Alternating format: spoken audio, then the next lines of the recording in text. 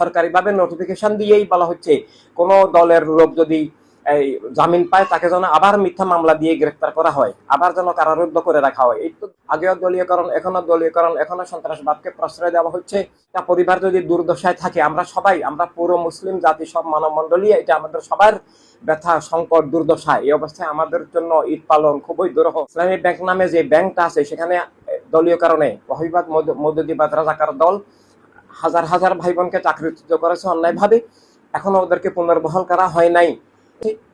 ঈদ পালন করার জন্য, ঈদ খুশি শান্তি ঈদ পালন করার জন্য সব মানুষের নিরাপত্তা থাকা প্রয়োজন, সবার অধিকার থাকা প্রয়োজন, সবার স্বাধীনতা থাকা প্রয়োজন, সব ধর্মের সব মানুষের বাক স্বাধীনতা, যার যার ধর্ম বিশ্বাস মত পথ নিয়ে চলার অধিকার থাকা প্রয়োজন। কিন্তু আমরা দেখতে পাচ্ছি দেশে বিগত ইন্টারিম সরকারের আমলে যেভাবে জঙ্গিবাদের প্রশ্রয় দেওয়া হয়েছে, এখনো দেওয়া হচ্ছে। তখন যেভাবে স্বৈরতন্ত্র ছিল, অধিকার স্বাধীনতা ছিল না, মব সন্ত্রাস ছিল, সেই মব সন্ত্রাস এখনো আছে। বরং সরকার মব সন্ত্রাসকে প্রশ্রয় দিচ্ছে, মব সন্ত্রাসী দলগুলোকে সরকার পৃষ্ঠপোষকতা করছে।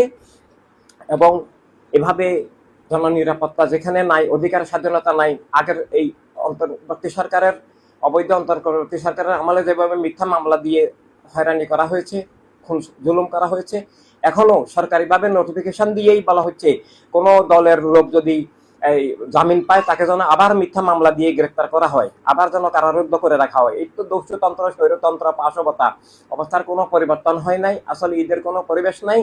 নিরাপত্তাহীনতার সাথে সাথে অর্থনৈতিক দুর্দশা, ক্রাইসিস। অন্তর্বর্তী সরকারের আমলে লক্ষ মানুষ চাকরিচ্যুত করা হয়েছে দলীয় কারণে, কলকারখানা বন্ধ হয়ে গেছে, অর্থনীতি ধ্বংস হয়ে গেছে, টাকা পয়সা লুটপাট হয়ে গেছে। আগেও দলীয়করণ, এখনো সন্ত্রাসবাদকে প্রশ্রয় দেওয়া হচ্ছে। এবং ইসলামী ব্যাংক নামে যে ব্যাংকটা আছে, সেখানে দলীয় কারণে ওয়াহিবাদ মৌদুদিবাদ রাজাকার দল হাজার হাজার ভাই বোনকে চাকরিচ্যুত করেছে অন্যায়ভাবে, এখনো ওদেরকে পুনর্বহাল করা হয় নাই।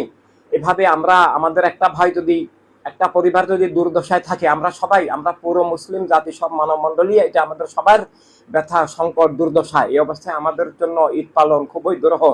গাজায় ফিলিস্তিনে হামলা চলছে, ইরানে হামলা চলছে, এবং ওইসব এই মার্কিন দাসত্ব এখনো আমরা দেখতে পাচ্ছি। অন্তর্বর্তী সরকারের আমলে এখনো আমরা দেখতে পাচ্ছি তাদের অন্যায় হামলার কোনো প্রতিবাদ করা হচ্ছে না।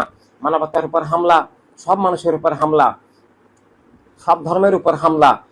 আর এসব খুন সন্ত্রাস বন্ধ হলে সব মানুষের অধিকার প্রণবের দেওয়া, সব মানুষের নিরাপত্তা, অধিকার, স্বাধীনতা ভিত্তিক মানবতা রাষ্ট্র, মানবতার দুনিয়া প্রতিষ্ঠিত হলেই কেবলমাত্র রোজার সার্থকতা, নামাজের সার্থকতা, ইসলামের আসল রূপরেখা, সব ধর্মের মানবিক মূল্যবোধের প্রকাশ এবং সত্যিকারের ঈদ পালনের অবস্থা হবে, সুযোগ হবে, পরিবেশ হবে।